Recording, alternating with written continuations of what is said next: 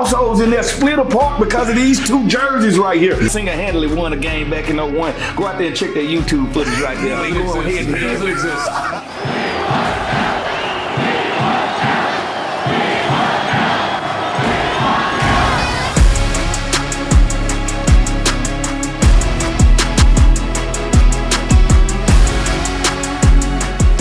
Commanders family, as always, we have a special show for you today. It's Dallas week and we're breaking out all the stops. Our guys will take you inside the rivalry matchup.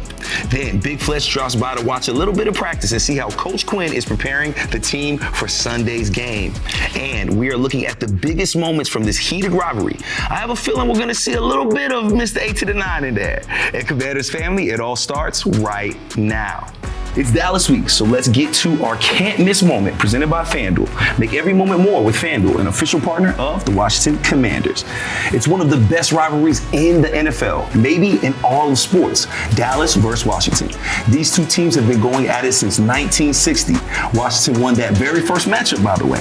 This Sunday at 1 p.m. at Northwest Stadium marks the 129th time these two teams have faced off. Dallas is coming off of a Monday Night Football loss to the Houston Texans, while the Commanders got a little extra rest coming off of their Thursday Night Football loss to the Philadelphia Eagles. It's going to be a fun atmosphere when the Cowboys ride into town this Sunday. Welcome in, Commanders family. Brian Cooper Jr. here with Fred Smoot, Santana Moss, and Logan Paulson. Fellas, it's Cowboys Week 10. I'm going to start with you because you are the Cowboy killer, man. What makes these rivalries so much different than the rest? I mean, it dates back to a time before we was even born. Yeah. I think the 1960s when this thing started. Yeah. But the memories that I remember before I played this game was in the 90s when these guys was competing for championships. Yeah. And then we rolled into this thing and man, those games was intense. So, I mean, it doesn't get any better, man, just playing against this team, regardless of the record. Yeah. It's always going to be one of those type of games. And it's a crazy thing for the fans, because I remember getting here after being drafted and a fan walked up to me and said, I don't care if y'all lose every game in the season, as long as y'all win those two games. I was like, what is he talking about? We ain't losing every game in the season. But it also taught me how much they care. Yeah. Right? And this thing is more than just football. This thing right here tears households apart. Yeah. Right? When we go to this game this weekend, it'll be households in there split apart because of these two jerseys right here. Yeah. And I always say this. Most middle kids in this area are Cowboy fans by default. Right? Just because Pop say let's go right and they want to go left. Yeah. So it's emotional. No, yeah, I think, familiarity breeds contempt. And these teams, they know each other really well. And there's something about this star and all the publicity they get. And everyone talks about it all the time. You just got to beat them, man. You just got to beat that team. And again, the rivalry's awesome. The fans love it. The players love it. It's going to be really exciting. Yeah, everybody's excited about it, especially our head coach, Dan Quinn. Let's hear from him what he had to say about facing his old team. Yeah, and it happens around the league, of guys that you keep up with, at different spots along the way. And Mike's like a phenomenal coach. I learned so much from him in a lot of different ways, both on the field and off the field. So I know that you know that, and he has that same, thoughts about some of the things that we've done. So there is a chess match, but at the end, it's the guys executing and playing it out. And so that's a number one, top of the pile, our execution, the speed at which we play. And so that's a number one at the top. I don't make one, too often bigger than another. I just think they're all really important, and we absolutely go after it as hard as we can. So for the players, you have to reach out to them, their teammates, and their connection. And as they get further along in their career, they'll recognize that too. But for me and for the guys, man, it's like Washington, Dallas week. Let's get down. I mean, Micah's a game changer. Everybody knows that. Everybody sees that. They move him around, so he can impact the game in different ways. He might move from a three technique to rush in, stand up, might stand straight up over the center. So they move him around a lot to get him on some matchups. But, I mean, you got to always be aware of a guy like that. You don't let game records wreck the game. So, obviously, we got to go out there and identify where he's at, but we got to go out there and execute our game plan too. The record doesn't show. I mean, obviously, a very talented team. Especially on their defense, they got a lot of guys that can make a lot of plays. You got Diggs in the back end that, he lead the ball inside. He has elite ball skills. They're very athletic. Got a lot of guys that can make plays, run sideline to sideline. So it's going to be fun to go up there and compete against them. So, fellas, here's the tale of the tape for Sunday's game. When you look at these numbers right here, back to back, what do you guys think? For me, it's these rushing yards, right? 148 rushing yards, and they're one of the worst teams in the NFL at giving up yards. So I think that's something that the Commanders can definitely capitalize on. Yeah, and that shows me you've been good on third down and second down. If you got 100 and almost 50 yards rushing, you can dictate games. And fellas, now that we have these numbers, let's get into time for securing the W. Presented by Hercules Fence. Security in every job. Fellas, coming off of back-to-back losses, Logan, I'm going to start with you because you actually get to talk to a head coach a lot, especially when we do the game plan. What is the message to the team in that locker room coming off the back-to-back losses? Yeah, I think the thing, when coach was talking, and the thing I think as former players that we can relate to is like, hey, you've got these two games here. One's a divisional game and the other one's out of division, but then we have to bye. Yeah. Can we win these two games? Yeah. Right? How do we refocus coming off these two losses, take advantage of the extra time, maximize these opportunities to put ourselves in the best position to be successful, and then we can get healthy during that bye week? I think that's really got to be the point that he's driving home in the locker room. And of course, coach ain't gonna look in the past, but he will let them know we just lost to two playoff Super Bowl contending teams. All right, let's shake this off and let's get back to business. Let's self-check ourselves and see why did we fall short. We fell short because we did what we haven't been doing all year, and that's turning the ball over, coming short on first down, and not playing good defense. So at the end of the day, everything that helped us lose those games, we can control that in this building. I think also, too, you have something good to look forward to. You think about it. So, talk about we have two more games in front of us, but one of those games are a big divisional game. Yeah, yes. Say, hey, this is our time to get that taste out of our mouth and get back in, good. I guess you can say the mold that a good standard in our division by beating a team that's in our division. So that's what I would look at. I would say, look here, man, we can't do nothing about the past. All we can do is look forward, and we got the Cowboys next. And Taylor, talking about the Cowboys, they are one of the worst teams in the NFL against the rush. We got B-Rob back. How can our rushing attack find success against a pretty rough defense? Yeah, just get back to doing what we do. I think one of the things that we've done well this year is played, had a balanced attack. We didn't just rely heavily on the run. Yeah. We found ways to get everybody active in the offense and, move the chains. If we stay ahead of the chains and not be where we was at the last 2 weeks by, third and longs and, not third and favorable, then we have a chance to be in the thick of things like we have, been before. I don't think coach coaches like that. I don't think he coaches and said they're not good against the run. He gonna say we're good at running the ball. Yeah. We don't care who it is. We're gonna force our will on them, and we're gonna show them that we can beat you any way it takes. We can beat you with defense, offense, special teams. It doesn't matter. Yes, there might be a weak point in their team, but they don't define their team. They're still the Dallas Cowboys. They're still a divisional game. It's still gonna be an emotional game. We're gonna get Cooper Rush best. We're gonna get Michael Parsons best. Understand? Let's control the things we can control, and this in Northwest Stadium on Sunday, we get to dictate terms. Yeah, I think with the rushing attack and B-Rob, obviously B-Rob being back is huge, but I think just finding a certain level of offensive efficiency. Like one of the things early in the season, I thought Jaden Daniels did a great job of knowing when to scramble on second and long situations and maintaining that favorable down and distance that Santa was talking about. So can Jaden Daniels help us kind of maintain that offensively when we throw the ball in the quick game and stuff, which has been hyper efficient for us? Can we get back to that same level of efficiency? Because the more offensive plays we can kind of string together, the more touches B-Rob gets. And as we've seen with B-Rob, the more touches he gets, the more effective he gets later in games. He's that big body back that's kind of giving those body blows to the defense. And again, that only happens if we can be good on third down. And how are we good on third down? We're better on first and second down. So I think that's something that, can we just be a little bit more efficient offensively in general to maximize our rushing attack? That's it. And Logan, our offensive line has been very, very impressive this year. But these last two games, 3 sacks in back-to-back games. How can we change the ties and keep Jaden Daniels clean against the Dallas Cowboys? I mean, I think these questions work really well together. If we run the football better, we deleverage that group. If you think about the past couple of weeks, we've had to throw the ball a lot. And it's because we're in second and long situations. Like if you think about the Steelers game, we had 9 negative plays in that game. Prior to that, we had like 50 the whole entire year.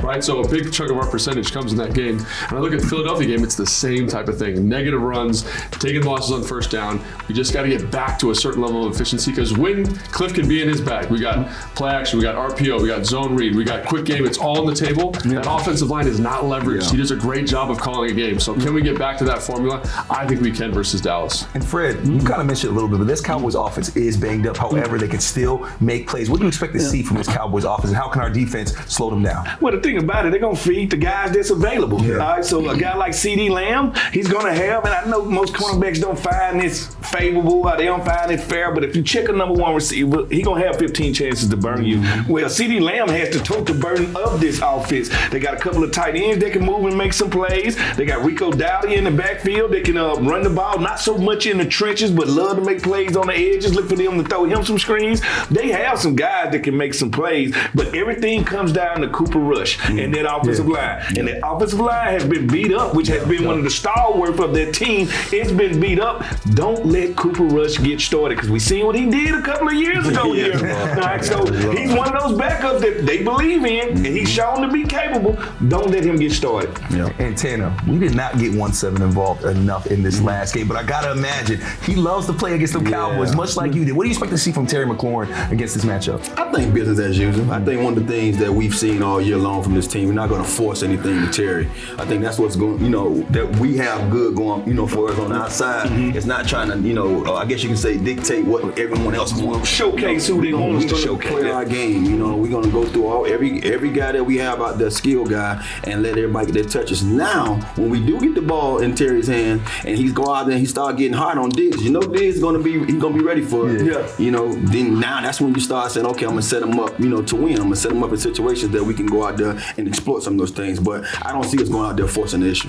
That Commanders family, I gotta let y'all know. Fred Smoot said we do not have enough of Shawn Springs on this show. So since we are talking Dallas and Shawn and his pops have some ties to Dallas, let's hear from our brother, Fred's best friend, Shawn Springs. As a little boy, watching my dad and guys like Tony Dorsett and Ed Too Tall Jones and Roger Staubach, all those Cowboys legends, just being in the locker room, I noticed the week was different because it was like the whole city changed in Dallas. And I was just like, wow, like it was something different than playing the Washington Redskins at the time and the Commanders. And then, but it was a big game. And then as I was able to come over here and play for the Washington Commanders, it was just like, wow, it's big everywhere. It was big to this organization as well and to the city. So this is one of the few rivalries that go back where this community changes, the city changes, is important for the state. And this is one of those things where you just can't even describe the magnitude of like how people just care and how they respect each other. Teams, like people respect the Cowboys, people respect the Redskins, but at the end of the day, they hate each other. Thanks, Shawn. Now it's time for Winning Numbers, presented by Maryland Lottery. Please play responsibly. Fellas, you see this right here, a couple of winning records in the NFC East, and boy, is it close. It feels as if every single game leading up to the end of the season is going to matter on who is number one in the NFC East, fellas. Yeah, absolutely. I mean, this is why it's the division, right? It's always a super competitive division, all the super competitive games. The Eagles got a really tough strength of schedule heading in the back nine of the season, and can we catch them? The great thing about this is we both can still end up 5-1 in the division with one of these tiebreakers being a regular NFC game, not NFC East game. And I think that's what people don't understand, because I keep hearing wild card. No, we have a chance to win this division. Both us and Philly have 3 divisional games left. If we both win out, it's a chance we can still win this division. And that's why you must finish strong. Yes, sir. Chances like that. And Fred, to your point, Philly still got to see Baltimore. Yeah. They still got to see Pittsburgh. And they'll play the Giants last game of the season. We'll be playing the Cowboys the last game of the season. So there's so much intrigue in this NFC East. So fellas, I got to ask you guys, because I don't know if anybody thought we would be having this conversation at this point. We are really talking about being the number one team in the NFC East, and each and every week to play into that. Fellas, what does it feel like seeing our guys, after all of these changes, all this new stuff, being able to compete at the top of the NFC East? I think it feels good. I'm one of those players that I don't like to get ahead of you. I'm not finna start patting myself on the back or patting those guys on the back. I know it's one of those things. I know it's something that they have a job at times, and I think it's harder to be where they're at right now because now the expectations is higher. You know what I mean? Now the stakes are even more, so than what they were before in the past. And you hear it week in and week out, especially after those 2 losses. Yeah. Fred got to sit out there on that radio. I feel for him at times. People are calling in and like the damn ship done sunk already. It's still games to be played. So we never get ahead of ourselves as players, and I'm not gonna get ahead of ourselves now. I can say I'm surprised, but I'm not because we started out so fast. When you start out fast like this, you put yourself in a situation like this. Now we started out fast. Can we finish strong? It's a difference than starting fast and finish strong. I mean, it feels amazing to be talking about a team that's this good. I mean, I know they're 7-4. They lost the last 2 games. That's good. Could you imagine? Like at the beginning of the season, I think they were going to win more than 6 or 7 games. And here we are, right? We got 5 games left, whatever it is, and I can't wait to watch them play these football games. A couple divisional games, and they're all winnable football games. None of them are out of reach, man. I can't wait to see Philly the second time because they're going to be playing Pittsburgh. Yes. So they're going to be banged up. Let's get after it, man. This is an exciting time. Exciting times now, fellas. I got to hit the field to go kick it with Big Fletch. Y'all go ahead and give them these game day details. You got me? We got you, bro. Big Fletch. Here's your game day info. Dallas versus Washington at Northwest Stadium, starting at 1 p.m. on Sunday. Yeah, we got the radio broadcast on Big 100 with Brand Weinstein, Fletcher, and myself bringing you the best in-game radio broadcast we can. And Command Center, Game Day Live, 12 p.m., post-game live immediately after the game. It's time for the best seat in the house, presented by SeatGeek, the most disruptive idea in ticketing. A ticket that works. Expect the expected SeatGeek. Welcoming in the captain, London Fletcher. We are here on the field watching practice. Now, London, we're coming off back-to-back losses. That is not a feeling this team is familiar with. No, not at all. We had been on kind of a high, and for us, it's our first time kind of experiencing the 2-game losing streak. Had an opportunity to get away for the weekend, and this is the first opportunity to get ready for Dallas week, which means a lot around these parts. It does. Big time rivalry game. So I'm looking forward to seeing how these guys kind of respond and get back to our winning ways. And it'll be the first time our rookie quarterback Jaden Daniels faces the Dallas Cowboys. Now, head coach Dan Quinn talked about it. He admitted Jaden didn't get a lot of time these last 2 weeks with the team on that practice field. Why is it so important for him to be able to be out here and practice and go through all the motions that these same guys are going through? Well, when you look at practice, in the best case scenarios, you want practice to be harder than your games because you want to put your guys to a lot of stress type situations, have it as full speed as possible, having as many scenarios, game type situations as possible when you're dealing with, just being limited, whether it's from guys dealing with injuries, whether it's offensive line, Jaden when he was, not full participant at practice, and then even leading up to the game going against the Philadelphia Eagles. There was more walkthrough type of pace. You're not able to get the full speed reps. You're not able to get your true timing with your receiver. So, those things matter, especially for a young guy. A veteran guy, you get some whelps under your belt, so to speak, and you can miss some practice time. You can not practice all weekend and kind of pick up, where you left off. But when you're a young guy, young offense, you're trying to kind of still build and establish yourself, and you're going against one of the better defenses in the National Football League. And the Steelers and also the Eagles, it's going to impact you. And we know Jaden wants to be out there, right? Of course he's not out there because he's getting banged up. He's been hit a lot. The last 2 games he's been sacked 3 times. And now the Dallas Cowboys defense isn't great. However, they are able to get sacks. They have a very high sack percentage. How can our offensive line, who we're looking at warm up now, how can they keep Jaden Daniels clean in Sunday's game? Well, first and foremost, I think being in favorable down and distances in the obvious passing situations, being able to run the ball a lot more effectively, impactfully. When you look at our wins, we've been averaging at least 35 rushing attempts per games. In the losses, averaging less than 25 rushing attempts a game. So getting a healthy B-Rob will be key.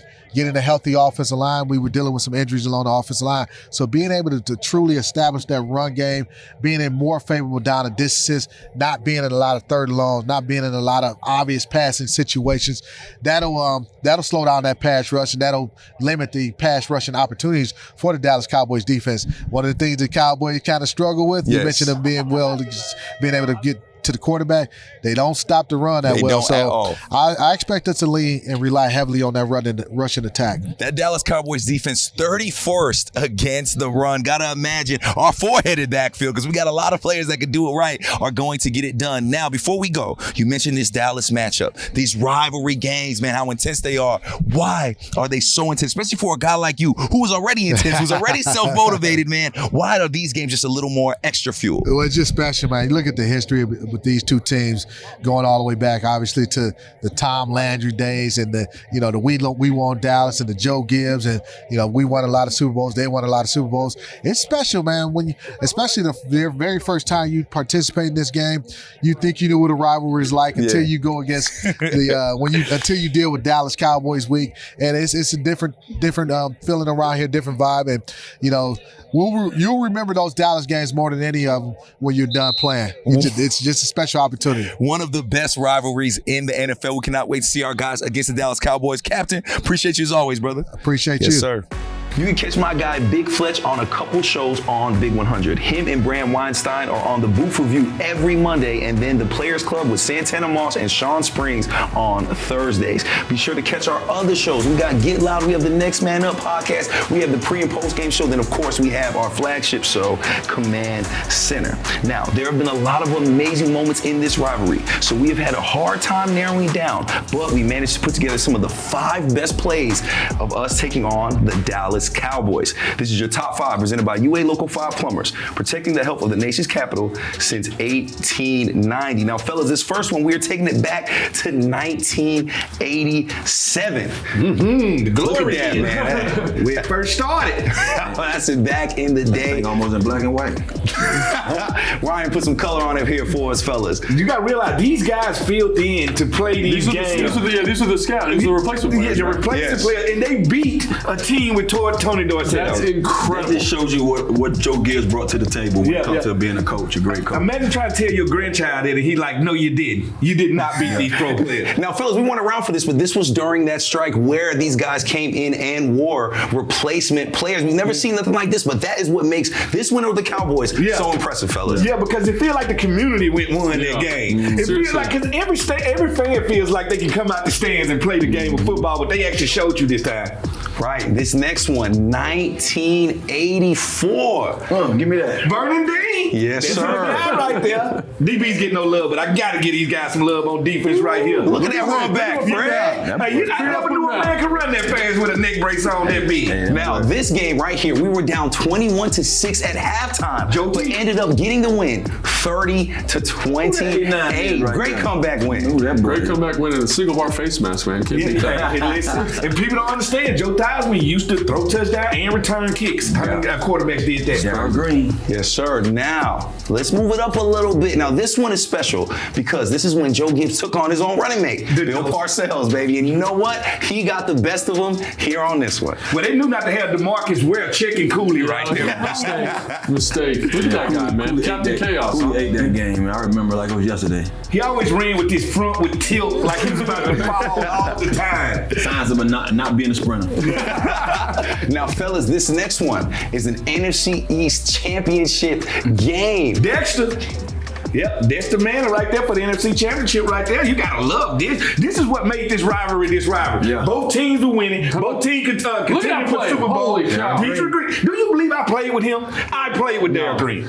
Now, don't get better than winning an NFC Championship game like this, but it does get better when you share in a set with the man that is our last and final highlight, Santana Moss. This day tonight, not you, Fred Smoot. I'm sorry. This one is all about Tana, the Cowboy killer. Watch that boy in motion right there. All right, man, I got me one. You didn't just get you one, Tana. But here's the second one. You got you 2 of them. Where you at, Chief? One big Chief Z in the back of the end zone. Where you at?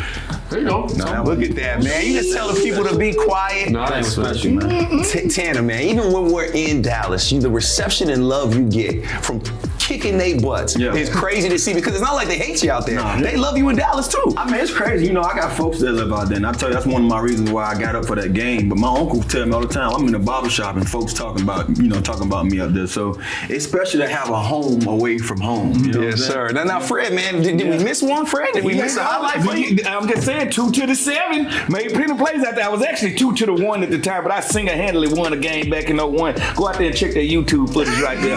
Me and Joey Galloway going ahead. It doesn't exist.